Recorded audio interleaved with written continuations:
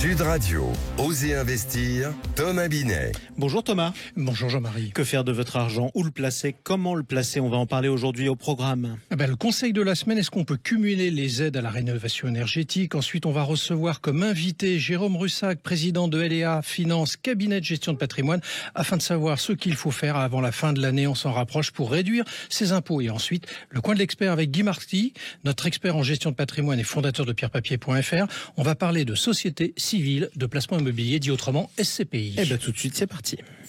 Au cœur des quartiers pour mieux vous conseiller, le réseau Century 21 et ses 960 agences immobilières vous présentent Sud Radio, Osez investir, le conseil de la semaine. Un conseil qui concerne, Thomas, de nombreuses aides. Ces aides qui existent pour engager la rénovation énergétique.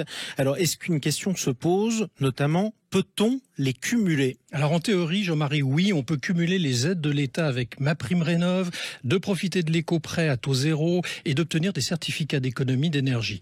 Grâce à l'ensemble de ces aides, on peut effectuer des travaux jusqu'à 80 000 euros sans rien débourser. Ah oui, quand même. Alors vous avez dit en théorie, en pratique, ça se passe comment? Vous êtes en France, Jean-Marie. Oui. Donc forcément, c'est compliqué. Et alors, ce qu'il faut faire, c'est faire coïncider les dispositifs complémentaires, mais pas similaires, voire différents. J'espère que vous ne m'avez pas encore perdu. Les démarches sont longues, fastidieuses et complexes. Il faut regarder de près et calculer les dates de dépôt des dossiers, y joindre des documents similaires mais pas identiques. C'est assez compliqué. On ne peut que vous conseiller de vous faire accompagner par un expert. Alors, un service d'accompagnement qui répond au nom de France Rénov' a été créé en janvier 2022 pour aider les particuliers. Bon, et qui est concerné par ces aides? Alors l'année dernière, MaPrimeRénov' a bénéficié à 670 000 foyers, mais ces aides sont définies en fonction des conditions de ressources du demandeur. Alors pour finir, un guichet unique de l'Agence nationale de l'habitat devrait voir le jour dès janvier 2024. Ce qui permettrait normalement de faire gagner beaucoup de temps. Merci beaucoup Thomas. Tout de suite, on accueille votre invité Jérôme Russac. Bonjour à vous. Bonjour. Président de LEA Finance, cabinet de gestion de patrimoine. Vous êtes l'invité de Thomas Binet. Jérôme Russac, on va se poser la question avec vous de comment réussir à bien finaliser donc cette défiscalisation avant la fin de l'année pour en bénéficier en 2024. Alors avant toute chose, il n'est pas trop tard pour engager une bonne défiscalisation alors qu'on est en septembre? Alors, il n'est jamais trop tard. On va dire que jusqu'au 31 décembre, on peut toujours s'organiser pour une défisc. Et comme là, on est en septembre, le timing est idéal. Le timing est idéal. Alors, comment jugez-vous le contexte actuel? Est-ce favorable aux investisseurs? Alors, quand on parle d'impôts, parce que c'est votre question, il y a toujours quelque chose à faire. Moi, je crois qu'il faut déjà faire comprendre à nos auditeurs qu'il y a 4 grandes catégories de réduction d'impôts. Des placements financiers, des placements immobiliers, on va dire des placements qui concernent le foyer et des investissements dans les entreprises. Donc, pour répondre à votre interrogation, parmi tous ces investissements, quel que soit le contexte, on trouvera une solution. Alors, on va revenir sur certains dans un instant. Mais alors, comment on fait la différence entre défiscalisation et placement? Parce qu'on entend souvent l'un utilisé à la place de l'autre. Il y a une différence ou pas? Alors, dans les placements, il peut y avoir une composante défiscalisation. C'est un des leviers du placement et c'est d'ailleurs comme ça qu'il faut le voir, puisque souvent, et c'est un grand jeu en France, on est un peu berné par l'idée de baisser son impôt et on peut faire un mauvais investissement. Toutes les défiscalisations, clairement, ne se valent pas et on peut être même déçu de voir que certaines ne sont pas rentables. Alors, comme on a dit, on est en septembre. Vous nous avez dit qu'on a jusqu'à la fin du mois de décembre pour défiscaliser et placer, d'ailleurs, au passage. Quels sont les types de défiscalisation qui seraient intéressantes aujourd'hui pour donner à nos auditeurs? Alors, je vais essayer de vous faire une liste. J'imagine que certains de vos auditeurs vont nous voir nous revoir en podcast et je vais essayer de faire une liste qui n'est bien sûr pas exhaustive, mais de choses à faire avant le 31 décembre. Exactement. Alors, déjà, il faut ouvrir un contrat d'assurance vie et un PEA. Je vous dirais d'épargne. Un plan d'épargne en action. Et je vous dirai par la suite pourquoi c'est important de le faire.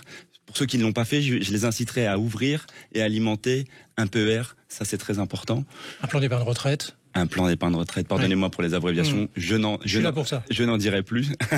Et donc, pour ceux qui le peuvent, aller sur son plan d'épargne entreprise, communément appelé le PE, parce que là aussi, on va économiser, on va sortir ses revenus de l'impôt. Et aller aussi sur 2 catégories qui concernent plus la famille, des dons, parce que les dons restent un sujet important et on est dans une quête de sens aujourd'hui pour les dons aux associations. Les dons aux associations, il faut bien choisir, il faut bien cibler. Il y a des sujets avec le Maroc aujourd'hui, il y a des sujets en permanence avec la faim, avec le logement et autres. Et vous avez raison de le dire parce qu'on a observé quand même que les dons justement ça baissait beaucoup, donc c'est aussi une manière d'aider en défiscalisant. Exactement, quand on paye de l'impôt, c'est un sujet. Et puis le dernier sujet qui est toujours dans le plan familial, s'organiser peut-être pour voilà, avoir quelqu'un qui fait le ménage chez soi, donner des cours de maths ou de physique à ses enfants, ça améliorera le sujet et on économisera un petit peu d'impôts. Donc voilà déjà les quelques catégories qu'il faut avoir à l'esprit quand on veut organiser sa réduction d'impôts d'ici la fin de l'année. Alors est-ce qu'on peut le faire seul ou faut vraiment se faire accompagner ? En fait, il faut prendre un peu de recul, se dire que dans sa vie active de 25 à 90 ans, alors 90 ans c'est statistique, hein, on nous souhaite 100 voire 120 ans, on va payer de l'impôt. Et en France, on va payer de l'impôt sur tous les types de sujets, que ça soit bien sûr sur ses revenus, mais sur ses placements financiers, ses placements immobiliers ou d'autres sujets. Donc en fait, il ne faut pas le voir comme une réduction annuelle comme on pourrait s'interroger, mais essayer de l'intégrer dans une stratégie. Et du coup, les mieux placés pour parler stratégie de placement et de réduction d'impôts, ce sont nécessairement les conseillers en gestion de patrimoine que je représente aujourd'hui et qui pourront voilà, faire l'adéquation entre vos besoins et ce qu'il existe. Alors juste une ultime question, est-ce que parmi tous les produits que vous nous avez proposés, il y en a vraiment un qu'il faut avoir, si on ne peut pas tout faire? Alors, tous sont intéressants.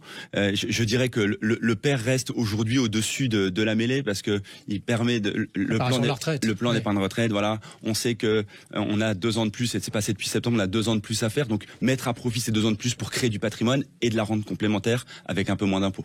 Merci Jérôme Roussac. Merci à vous et je rappelle que vous êtes le président de LEA Finance, cabinet de gestion de patrimoine. Merci à vous d'être passé sur Sud Radio. Tout de suite, le coin de l'expert. Intergestion REM, spécialiste de l'épargne en SCPI depuis plus de 30 ans, présente Sud Radio, osez investir, le coin de l'expert. Et notre expert se nomme Guy Marty aujourd'hui. Bonjour à vous. Bonjour. Vous êtes le fondateur de pierrepapier.fr, expert en gestion de patrimoine également. Alors Jean-Marie, on va voir justement avec Guy Marty, qui est notre expert, donc le principe des sociétés civiles de placement immobilier, car elles font parler d'elles en ce moment. Mais pour quelle raison, mon cher Guy ? Tout simplement parce que les SCPI sont un placement purement immobilier. Oui. Et donc, quand l'immobilier souffre, eh bien, elles sont touchées, évidemment. Alors, pour rappel, une SCPI, ou détenir des parts d'une SCPI, c'est être copropriétaire d'un ensemble d'immeubles sans les soucis du propriétaire. On touche simplement un chèque d'un revenu trimestriel. D'accord. Alors, puisque l'immobilier va pas bien en ce moment, parce que ça c'est quand même quelque chose que tout le monde a pu observer, faut-il vraiment s'intéresser à un placement immobilier en particulier ? Alors oui, mais à condition d'éviter 2 erreurs. La première, c'est d'imaginer que la ligne droite existe dans le monde réel. L'immobilier connaît des hauts et des bas normales. Mais il traverse le temps, en fin de compte.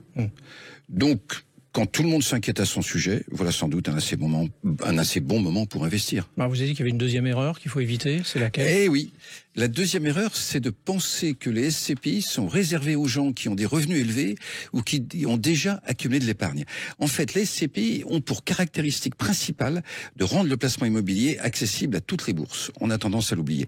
Le système départ casse la barrière à l'entrée, cette fameuse barrière qui empêche de nombreuses personnes d'accéder à l'investissement immobilier.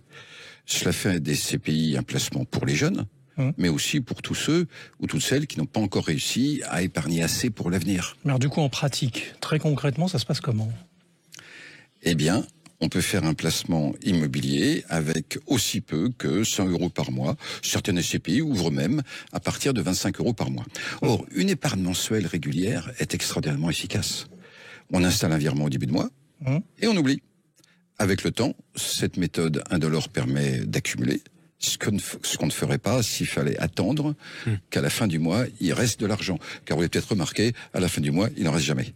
Donc c'est une règle pratique et très importante en fait. L'épargne se fait au début du mois, pas à la fin. Merci Guy. Un conseil très pratique en tout cas. Très pratique. Merci à vous Thomas Vinet. On vous retrouve dimanche prochain, je le rappelle, bientôt sur Sud Radio.